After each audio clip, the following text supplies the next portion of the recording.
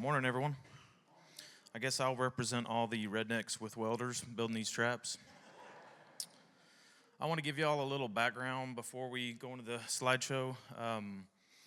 Josef Richarz, owner of Exotic Game Control. We also have EGC Trailers and WH Exotics. When I was 16, I started working whitetail for a ranch above us, a scientific breeder. So we'd help them saw antlers, do all the vaccinations. And so I started that when I was 16, did that every year. And want to talk a little bit about what traps have done since I've seen them start. Basically, whenever we first, let me back up. So when I was 16, we did the whitetail. When I was 18, we started working with exotics and learning from biologists and, man, I don't know why I'm so nervous right now. I know, we're good. So I didn't go to college. I learned from biologists and listened to the vets like Dr. Moorfield. Whenever they were at the ranch, we did laparoscopic AI. We did embryo transfer with the whitetail, and then it just kind of started helping some people move exotics, darting animals. Drop nets was the main method. Maybe not the main method, but helicopter capture, drop nets, which is a 60 by 60 drop net stood up by poles, and you use blasting caps or some other method to drop the net on the animal. Of course, they went crazy. You were having to sit there with your crew watching the net if you caught or if you didn't catch. And so then you had to run up there with the trailer and the crew and start, working these animals out of the net, getting all tangled up. Lots of stress, breaking necks, breaking backs, and was one of the main methods of catching animals. So, of course, people tranquilized, driving around in buggies, and then they also helicopter captured, which, it is very effective, but you're also chasing the animal down and darting them or shooting a drop net or a net on them. And so a lot of stress. So the first trap I saw was a plywood, a square tube and frame plywood trap. And it worked, but we had to put a game camera on it that you checked with an SD card. We didn't have cellular, because it was a long time ago. There was not thousands of traps, like Brian said, everywhere. We would pattern the animal off of a game camera, and I knew they came at 6 o'clock. So then I would have to go bait the trap, get there prior to that, bait the trap, plug in our long-range radio transmitter, and then go sit in the brush and wait and hope the animal showed up. And then we would, when 10 of them, I'd sit there, binocular, glass them, and when the right animals went in there, you'd drop the gate. So that's how it started for me. There were people that had facilities that were permanent facilities that they had alleyways, maybe with sliders, and that's where, I learned. Everything that we put into our traps to make them safe and effective, I've learned from other ranches, trial and error, because we catch animals and transport them. And so that was the first trap that we started with building. Then we found the plastic and tried to make them safer, figure out what else was going to work. So that's kind of where it started. I've been building traps for at least 10 years. That's when the LLC started, but we built a few before that. We build the camera systems and all that. So let's get into, by the way, we build traps and we are welders. We do not do presentations, so not nearly as fancy as, is the big button the laser? Yeah, okay. Okay, so what makes a safe trap? Sturdy construction. Another background thing is my dad and I built high-end custom homes, so a lot of the building practices in the homes and barns and facilities, for deer facilities that we built, we kind of moved that into this. So we do some things that may look like they're overboard, but it's for structured safeness and all that kind of stuff. So sturdy construction, triple braided mule tape is how we fasten each panel together. We use 2 horizontal supports instead of just one. I'm gonna highlight things that we do into our traps that I think then make them effective and safe. It's also helping you. It's not gonna say this is the only way to do it. This is just my opinion. And when you're looking at a trap and you find one online, you say, oh, this looks like a good deal. Well, maybe refer back to some of these things so that you know, is it gonna be safe? Is it gonna hold the animal? Is it gonna hold up over time? So we like to pin the top of the panels together. I've seen some of them where there's a gap and the animal can get their hoof caught down in there, and then you have to go lift the animal up out of it.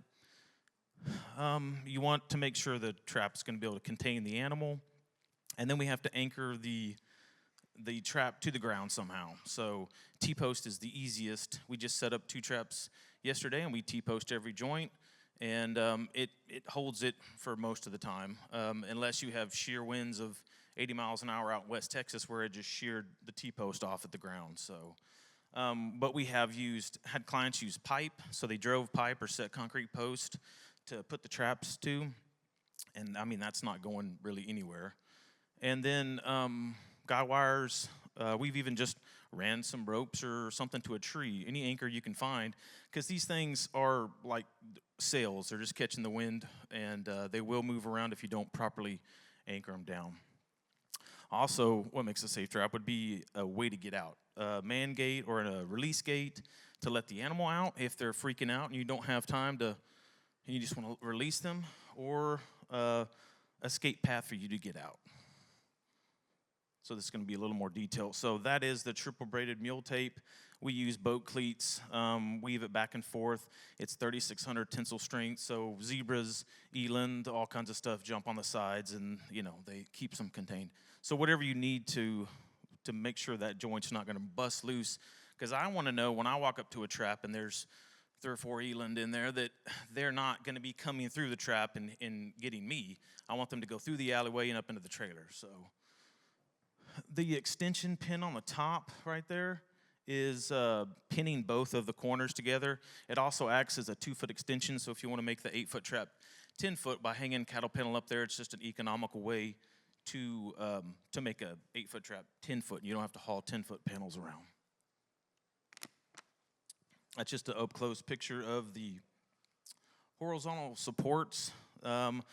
There's a couple reasons why I put that in there versus just going one in the middle.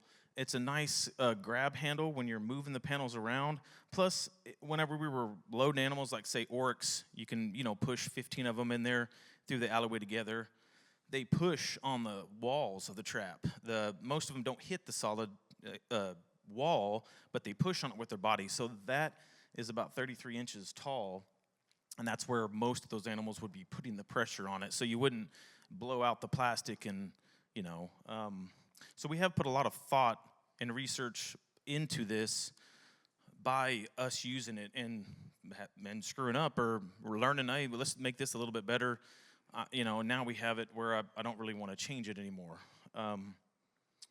Also in that picture, there's a T-post, and that doesn't have the mule tape around it, but we drive a T-post in the joint, and you need to fasten the T-post to the trap somehow, so the mule tape goes around the boat cleat, around the T-post, and ties itself off. So that's like 6,000 tensile strength joint right there because you're weaving it back and forth between each panel and the boat cleats. So we started selling traps to TPWD, and they were putting them out West Texas up on top of mountains and stuff where the wind blows constantly and very severely, and they're some of the ones that have had some issues. So we put, you can't really see, like I said, I don't do presentations very well, so there are some guy wires back there. So we just went off of the trap 10-foot, drove T-post. There were no trees out there, so we just had to make do with what we can. So any way you can support it extra would be good. The release panel, that's mainly, the release panel goes between your 2 sliders in your alleyway. So if you are, say you're loading scimitar orcs and you want to keep your bulls, but you wanted to load the cows on the trailer, you can catch a scimitar bull in those two sliders because they're running perpendicular to the alleyway. And then you can have him in the chute. It's a 4x12 stall, and you can open that release gate up and let him back on the ranch. You can close it and keep sorting your rest of your scimitar, however you want to. So that's the nice feature. Plus, I can get into the alleyway from there, and then I can get out if I needed to escape out of that. Also, something I didn't write on there, but I can see it, is the 6-inch slot right there, and that is on the triple slider alleyway.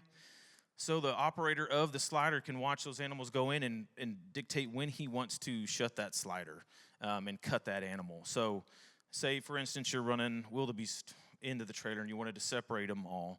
So you have 2 stalls plus then the trap plus then your trailer. So you let the first wildebeest run by, the middle slider gets shut, and then you can have one wildebeest going onto the trailer that can get put into his stall. Then you have a wildebeest caught in the middle, or actually 2 wildebeest caught in the alleyway. So that's what the slot is for, so that you can see what's going on. I think it helps the animals think they're going to get out because they can see daylight through that spot, and helps them to load easier. And if you don't like it, you can just put shade cloth on it and kind of cover it up. Keep trying to click the screen, but it's back there. Yeah, that's the right one. So this is our most popular configuration, and I usually try to do a conversation with the client before we order a trap, so to make sure, what are they catching, how big is their place, what do you need to buy, what do you want to buy. It's not all about budget, but I want to make sure the trap works good for them. So this is the triple slider double release setup. There's a release gate there and a release gate there, and then of course you have 3 sliders. So that's a 4x12 sorting box, and that's a 4x12 sorting box, and your trailer would be backed up to that. Of course, we got 4 gates on the trap. I've had a lot of people ask me if they think the gates need to be completely opposite each other. In our testing, I don't think that it makes a difference. It's a baited situation. The animals have to be hungry or going in there for something, water, food, hay, whatever you can figure out to put in the trap.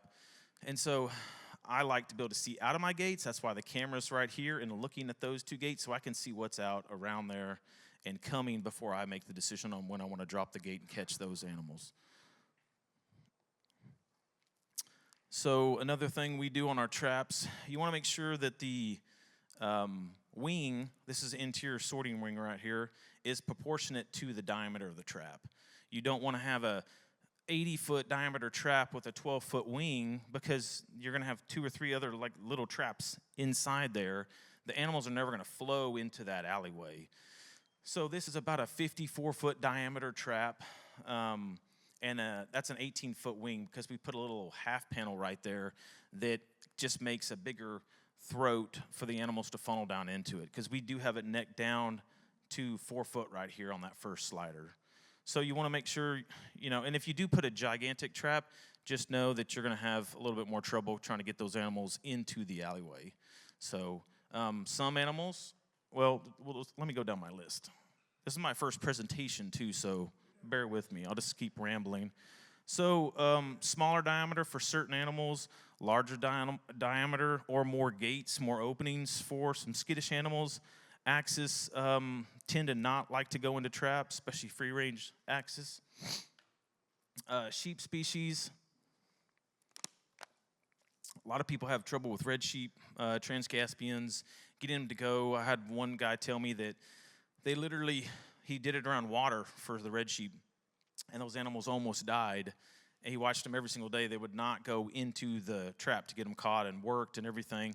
And he was checking them every single day, so they finally had to put water in there. So some animals you have to make a bunch more gates, make it bigger, and that's trial and error that we've figured out. So you just have to pick what you're going to do. If you're going to go catch blackbuck, you do not want a giant trap, because blackbuck are like popcorn exploding inside the trap. Whenever you go in there, there's no rhyme or reason. They just start jumping, and they don't push, they don't follow, and so you want a small, tight trap so you can get them loaded up in the alleyway. So for safety, I like to put at least one slider at the entrance of the alleyway.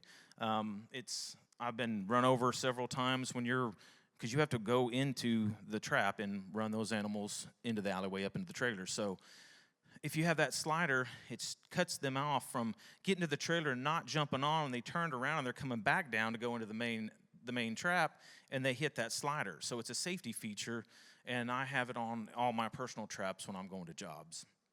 And it just contains them now from the slider to the end of the trailer, which is 24 foot. So it's a really safe feature that I'll have on every one of my traps, and I encourage people to put that on a trap when they're ordering one. Already talked about wing size. And so we did do did I put fixed? Yeah, fixed wing right there. So we had to make a 62-foot diameter trap trying to catch free range axis, and we made a 24-foot fixed wing off of there. So we needed the wing to be proportionate to the diameter, so we made a fixed wing. So it did not, this one, when the gates drop, it's a closed circle, basically. And then you would back your trailer up to it, open all the sliders. Then you would open this wing up, and it would be facing like the feeder to make your wing so the animals would go in a circular motion up into the alleyway. It's like a blind corner system too, so it works really well because they just start running and they can't see the trailer and they don't know where they're going, so they just keep running down the alleyway. The fixed wing. So if you have animals that you don't want to get in there and push, kudu would like to jump when you go in there and push, so we stay outside and flag them and have a fixed wing now.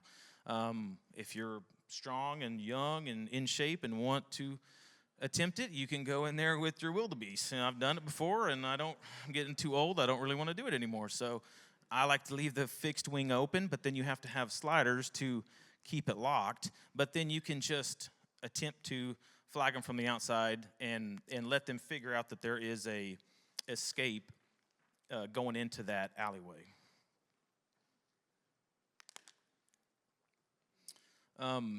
Gemsbach are another pretty rough species to load, so that's where you'd want a smaller trap, a fixed wing possibly, and then just let them kind of figure it out.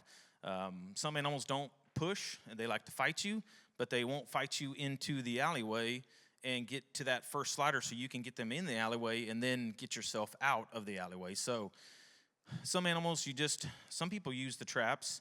Doug Smith at Bear Creek, his place is real rocky and rough and ravines and stuff, and so if he's going to catch a single bull but he still doesn't want to load it or he wants to measure it or something like that, then he bought a trap just to drop on them. He'll go dart them, then he can do all of his procedures that he wants, put them on the trailer. So they don't have to have an alleyway. They could just be a containment pin for darting, so you don't have them go down somewhere where you can't get a vehicle to.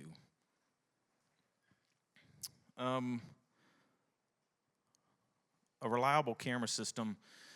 There's no sense in having a trap that the camera doesn't work on. So you want to make sure if you're purchasing, a used trap or something like that it's got a good solar panel, good batteries. It's going to work. It's a live feed so that you can make an assessment. If you don't want to catch that bull that's walking into the trap and you wanted to catch those females or the velvet deer or whatever's in there, you can have a good live stream so you can drop the gate and before that bull gets in there, because you dictate when the gates drop. I have a lot of people say, well, I want 2 deer out of there. Out of the 20. I said, well, don't catch 20. Wait for the 2 to be the right ones or the 4 to be the right ones so you don't have to sort through so many deer. So that's why a good camera system is necessary to make these remote traps work. So this is just going to be some examples of different configurations. It's a pretty large diameter trap. It's a little contorted too, because like I said, I'm not a scaler and presenter. But this has at least that one single slider on it. Still has the half panel and the wing. And it looks a lot bigger, but it's just the way the picture turned out. So this is about a 57-foot diameter trap, 4 gates, and then you have that 18-foot wing. and then there's a release gate, slotted release gate right there, and a loadout panel. So we use an overlap alleyway system instead of like coming off into a V, so that the animals, as they start going through this alleyway, they just keep running. By the time they know it, they're on the trailer and you can shut the door to them. That loadout panel is if you wanted to use the full rear gate of your trailer and run them straight on the trailer, so it's adjustable from 4 to 8 foot. We noticed when I first started doing this, when we first started it, I had probably 2 gates, and we still used this overlap system, but there was no slider, there was no releases, and there was no loadout panel. And you literally had to tie this wing to your trailer, and then you had to throw a ladder underneath your trailer to cover up the gap so the little stuff wouldn't get out. And so as we started, I didn't intend to commercially sell these.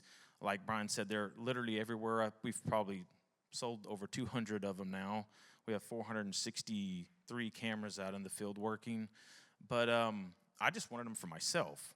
And so when we started selling them to other people that I didn't know their experience with loading animals, we had to make some changes that were covered up on the bottom here. There's like a little 10-inch riser so that nothing can go into the trailer. Black buck or little fawns will go underneath there when you're loading. And that everything pinned together and was really strong and not going to go anywhere. Because you get some animals in here. I mean, we've run, between me and my core group of people and like Tad and guys that, have used the traps and run almost every species in Texas through. I don't think Cape buffalo have gone through one. I know bison have. I've run 70 water buffalo through. I had a guy load a giraffe calf through these. So they can be effective if you think about what you're going to do beforehand. They can be a very effective tool for managing your herd. And this is what I personally use when I go to jobs, is this setup here. So I think it's really effective and works good. So this client wanted 10 gates on his trap. We barely had enough room to make his alleyway. So there's the loadout panel on the backside and the camera system, but he was trying to catch free-range axis deer. And so his idea was more gates, more openings, which is true. There's always something. We build all our stuff very tight and the same on jigs and put a lot of care into everything, but you might have a latch hang up here and there. So you have 10 chances for one gate to not drop. So we like 4 to 6 gates. Most of the time it's 4 gates on there. But pretty much whatever size or whatever openings you need to catch that species. This guy said those animals would not go in because they knew traps. Like Brian said, there's traps everywhere, so you have to figure out what works and what you need to make it effective.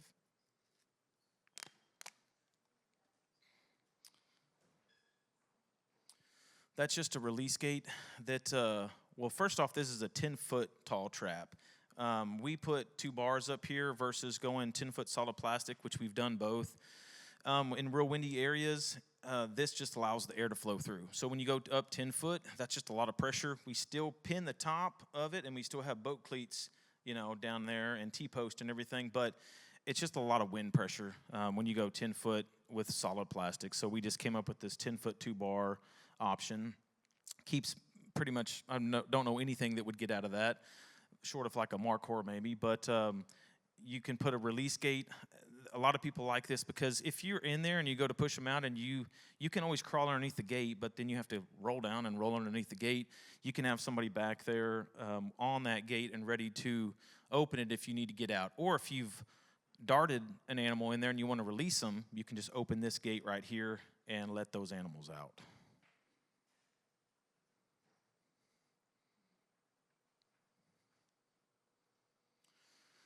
So loading animals, you need to have a proper trailer. So people say, how many animals can I catch? I said, well, it's how many animals can your trailer hold effectively and safely? And so you need to have that figured out before you drop the gate on, 30 axis deer. The ability to separate your bulls or your bucks, that's either with your sliders in the alleyway. The wing, too, was originally used, it's called the sorting wing. So it was used to sort animals before we had sliders. Or if you have enough cuts on your trailer, then you would be sorting and separating your bulls that way. If you did not sedate them and you were going to live load everything and cut them in the trailer like that. Some species you need to use a shield or hooking you. They have horns. Some we don't use shields with all the time, but it's a very safe thing to have if you need one. And like I said, none of this stuff that we're doing to go load an animal or move it and make the money is worth us getting hurt or killed over. So I always like to use caution and have backup, have someone there in case you get hurt and then you need some help. So a shield is always something you should have at one of these traps. I already said a person on the slider that's at the entrance to the alleyway, so they can work those sliders as you're pushing those animals in, or just in case you get hurt. So, and also if you have a good enough crew that's experienced, you can have a guy on the sliders, you can have a guy pushing from the trap, and you can have a guy in the trailer that is ready to start shutting animals. So you don't have to, as soon as they come into the alleyway, they can go onto the trailer and be pinned up in their stall, and he can just keep working back to the next stall. So having more help is always better than just trying to do it yourself. Some tips for operating the traps. So if you have not dropped your gates in a while, there might be water in there if it ever rains. There could be a squirrel nest or mice in there. So periodically test drop your gates is a good thing to do. These are solar-powered camera systems, so at the start of the winter, the sun goes so far south, you're not going to get as much solar recharge every day, so it's a good idea to top off your battery or just put a new battery on it for the winter time. So if you go into 1,000 acres and put up a trap and say, hey, I need to catch 30 animals out of here, and don't turn off any feeders or any other hay feeders or corn feeders, then the likelihood of that certain animal going into that trap is going to be pretty slim. So you might need to regulate your feed in that pasture to get that animal into that trap. It is a baited situation, so you're having to bait the animals in there. The wintertime when everything's frozen and there's no vegetation is the easiest time to catch animals, and so keep that in mind. Also, what type of feed are you going to put in the trap? I like a regulated corn feeder or a regulated feeder of whatever kind, because then you know to start watching the trap at 7 a.m. and 7 p.m. Or if you have a protein self-feeding feeder in there, they can walk in one or two at a time and get feed any time of the day that they want to. So it makes it a little bit harder to trap certain animals. We've used sweet feed, molasses, corn, hay. I mean, there's been people dump literally anything in a trap to get animals trying to get in there. So I'm not going to tell you that we have it figured out. Here's the bag of feed that you can buy to make that work and get those animals in there. Catching single bulls or bucks, they tend to stress out, start jumping, and don't do very well whatsoever. If you're pretty close and you can get to them in a quick amount of time, then you can do that if you are catching single deer. But a single buck with a doe, even they're for some reason just very calm in our experience. So keep that in mind when you're catching. If you're wanting to single out bucks, so if you can keep them with does, they're going to do a lot better, and you're just going to have to separate them as you go to load them. And of course, having help when loading the animals is always a plus. So I'm sure I've skipped over something, but if anyone has any questions, yes, sir.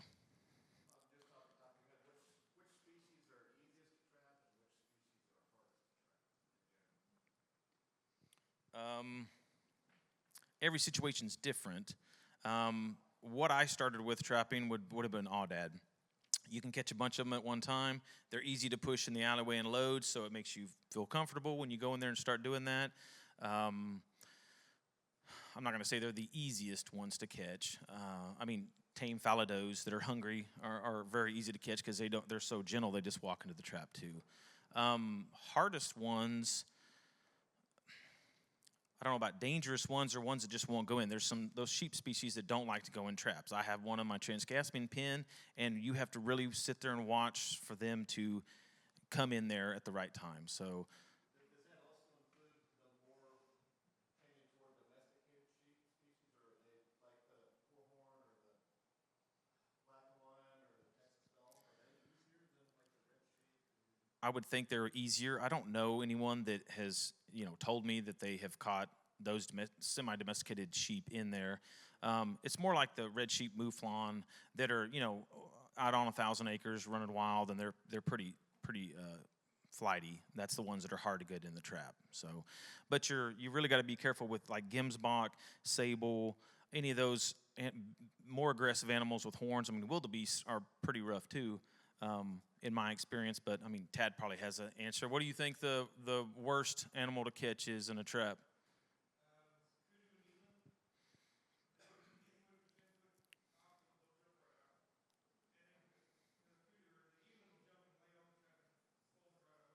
Sure. So the kudu we found, I'll just give you all my tips. The kudu, instead of pushing them, and they started jumping, and so we started going higher, which they're still jumping, and then they could hurt themselves. So we used the fixed wing, flag from the outside, and then let them figure out that that is an open area now to go into that alleyway to go to the trailer. And then you have your sliders, and you can start shutting them. So we had a 50-inch bull, 3 heifers, and a yearling bull, which I did not catch that. That was the landowner that bought the trap. I just processed it for him. But we safely got all that stuff worked with nothing getting hurt, and I think we turned out the big bull in that load. Eland is another one I used to do when I was younger and crazier, and so you either just balls up and go open the wing and take your shield. I don't know what a shield's going to do for you there.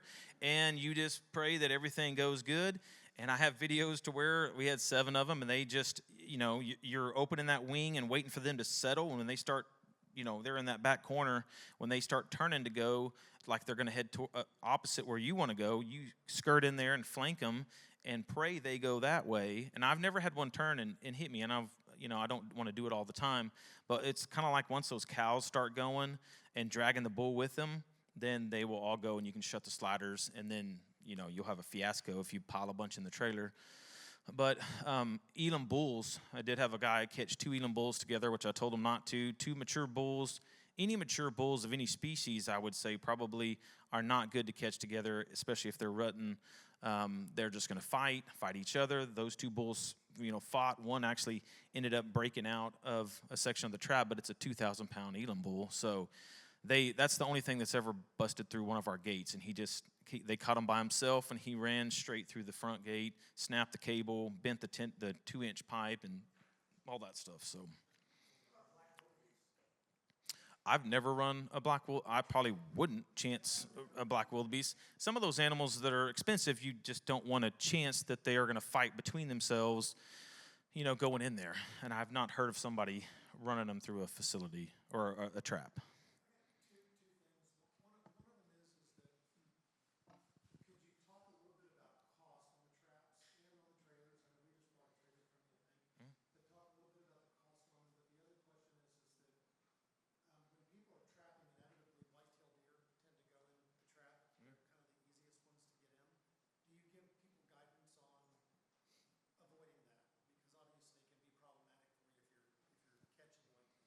Sure. I actually don't know what the I'm sure the state doesn't want you to touch their deer and get them mingled in the trap. I think that would be the game warden specific to that area. But that's why I like a live video system. We've sat there waiting and watching awesome group of axis deer, whatever you want to catch, and there's always whitetail in there, and we just wait until they filter themselves out. That would be another reason why you put feed in a certain area, like we used to do around the center pole of the drop net, and therefore there's nothing out on the edges. Your corn is just thrown in a 15-foot circle, and then there's not those axes pile up in the middle, and the whitetail have nothing to eat, so they'll eventually walk out. When you see the last one walk out, then you would hit drop the gate. You'd have a clean catch. But I wouldn't know the answer to, I would probably just try to avoid touching the whitetail or messing with them unless you have guidance from the game warden. Traps, our brand new traps range from $11,325 to the basic trap, which is 2 gates, 13 panels. That's a 48-foot diameter, 30-foot overlap alleyway. That doesn't have any sliders or anything in it. We've had guys make a 48-foot long alleyway with 4 sliders in it and do some really intricate stuff that they wanted. They wanted to have a longer alleyway to get their animals and have time to sort them in the alleyway. I mean, that's, $22,000. So you can find used traps, and they will work just fine. You just want to make sure that they have some of the safety features built into them, or you need to modify them to be safe. The trailers, I mean, you'll see any amount of trailers. When we have trailers from the factory that are nicely painted, like I said, Brian just has a 28 dual AC trailer that they got, and they range from 25,000 to 47,000, from a 16-foot to a 28-foot gooseneck. So as long as you know that your trailer can hold that animal inside there, and we used to home make our trailers, buy an old CM and weld your gates in there, and it works just fine. You just want to make sure it's safe, and there's a way for you to get out and keep the animals pinned up. So, any more questions? All right, great. We have some literature on the back outside if y'all need anything, and if you do have any questions, you can always just give us a call.